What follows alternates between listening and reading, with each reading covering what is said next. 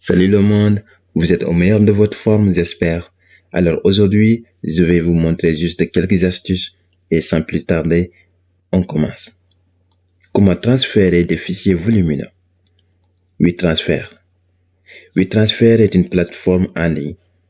Elle vous permet de transférer différents types de fichiers à d'autres utilisateurs sur Internet, mais elle est surtout utile pour le transfert de fichiers volumineux ou lourds. Donc, si vous n'arrivez pas à envoyer des fichiers volumineux sur Gmail, vous pouvez l'utiliser. Sur le site wetransfer.com, cliquez sur ce plus. Et ensuite, vous choisissez votre fichier en double-cliquant dessus. Bien, maintenant, ici, vous mettez l'adresse mail de votre destinataire. Et puis, votre adresse mail ici. De même, écrivez un message si vous voulez. Une fois que c'est fait, cliquez sur transférer. On vous a envoyé un code de vérification normalement. Mettez-le ici et enfin, cliquez sur vérification. Et voilà, le transfert est fait. Donc, votre destinataire va recevoir le message de cette façon.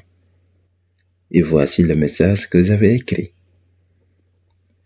Et pour télécharger le fichier, il suffit juste de cliquer sur ici ou sur ce lien. Comment rechercher un virus dans un fichier?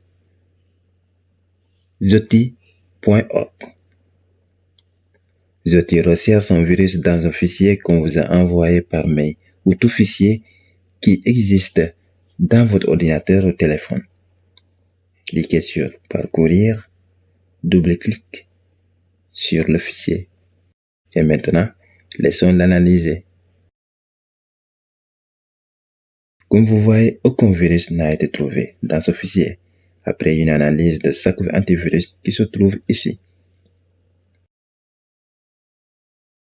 Des notes qui s'autodétruisent.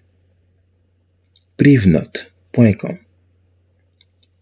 Ici, vous allez créer des notes de texte qui s'autodétruisent après avoir été lues.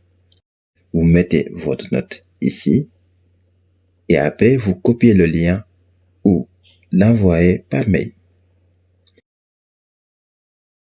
Comment installer des applications sans passer par des étapes et des étapes? Ninit.com. Si vous avez un nouveau ordinateur ou si vous avez formaté votre ordinateur et que vous avez envie d'installer plusieurs logiciels ou applications sur votre ordinateur, Ninit peut vous aider. Il suffit juste de cocher tout ce que vous avez besoin et vous les installez ensemble. Il n'y a pas de barre d'outils, pas de clic suivant, encore suivant. C'est fini tout ça. Vous cochez les applications. Ensuite, cliquez sur bouton. Une fenêtre affiche. Regardez les noms ici. C'est tout ce que vous avez sélectionné. Maintenant, enregistrez. Windows 10 en mode sombre. Il faut aller cliquer ici, le menu Démarrer. Maintenant, cliquez sur Paramètres.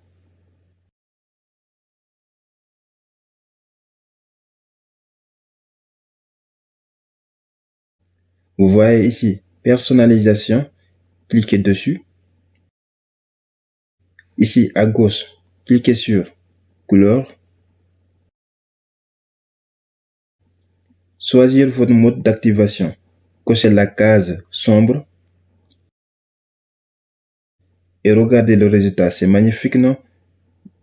On peut même ouvrir un dossier et vous le voyez en mode sombre. Google en mode sombre. Recherchez extension Dark Mode for Chrome. Cliquez ici. On va installer l'extension en cliquant Ajouter à Chrome. Maintenant, regardez, c'est bien installé, n'est-ce pas? Alors, je clique dessus pour l'activer. Vous voyez, pas mal. Avec ça, je peux aller sur n'importe quel site web en mode sombre. Play Store en mode sombre. Appuyez sur les trois barres. Allez sur Paramètres. appuyez ici. Et enfin, que c'est sombre. Et voilà. J'espère que ces astuces vous ont plu. N'hésitez pas à liker si c'est le cas. Et je vous dis à bientôt.